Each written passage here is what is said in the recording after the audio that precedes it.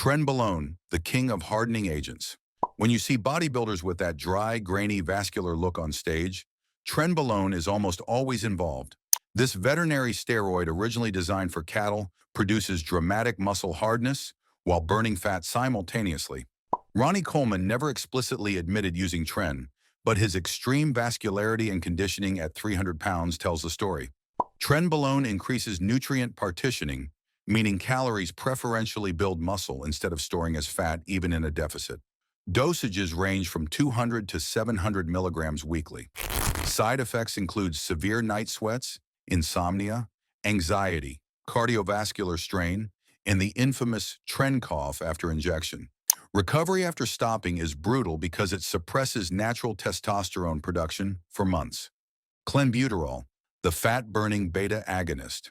Originally an asthma medication, Clenbuterol stimulates beta-2 receptors, increasing metabolic rate by 10 to 15% and directly mobilizing fat stores. Bodybuilders typically run 2-week cycles starting at 40 micrograms daily and pyramiding up to 120 to 160 micrograms before taking 2 weeks off. Alberto Contador, the cyclist, blamed contaminated meat for his positive test, but bodybuilders use it deliberately in the final 6 to 8 weeks before shows.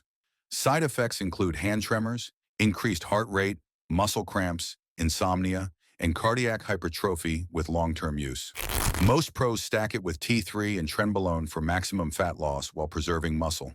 T3, cytomel, thyroid hormone manipulation. Triiodothyronine is the active thyroid hormone that directly controls metabolic rate. Bodybuilders use synthetic T3 to artificially elevate metabolism when dieting crashes natural thyroid production. Dosages range from 25 to 100 micrograms daily, though some push to 150 micrograms during peak week. This forces the body to burn more calories at rest, but it's extremely catabolic to muscle tissue without protective anabolic steroids running simultaneously. Dorian Yates admitted using thyroid medication during contest prep to stay shredded at 260 pounds. The danger is permanent thyroid suppression if used recklessly. Side effects include heat intolerance, excessive sweating, heart palpitations, and muscle wasting if doses are too high. Winstrol, stanozolol, the aesthetic enhancer.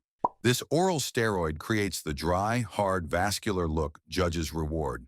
It doesn't build much mass, but dramatically improves muscle definition by reducing water retention and increasing muscle density.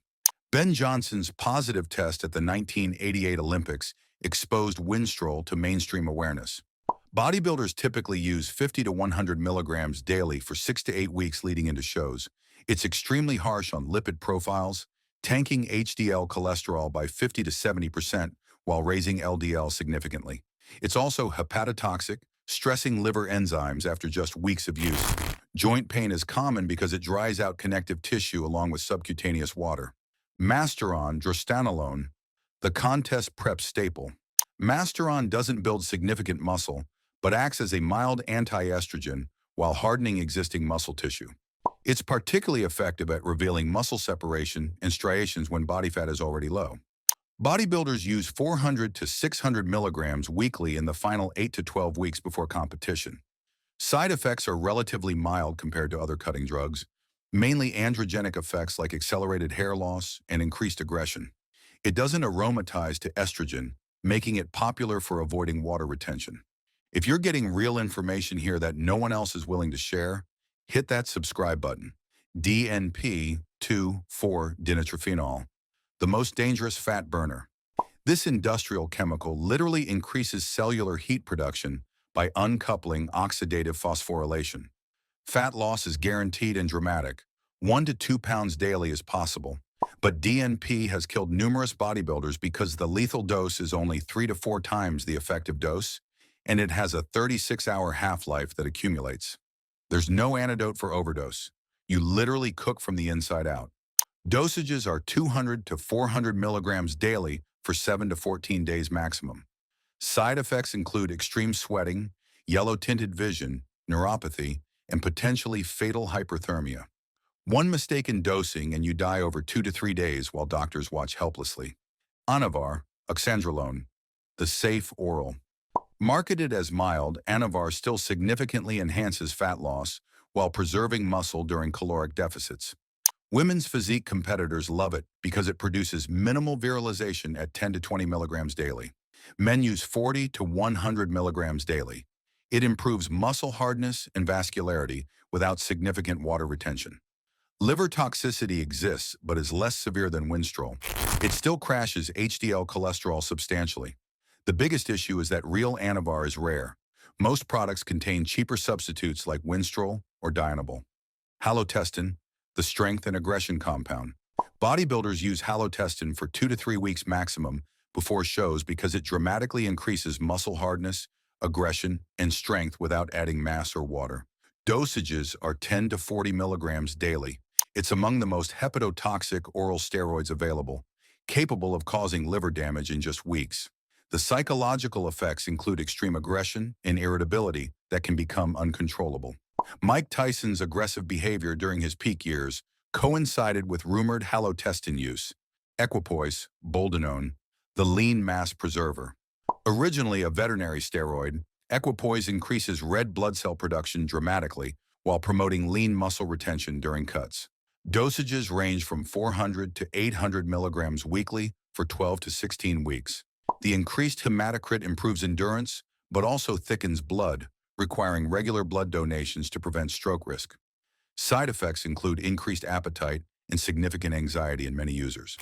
Arnold Schwarzenegger's era saw widespread equipoise use before more potent compounds became available.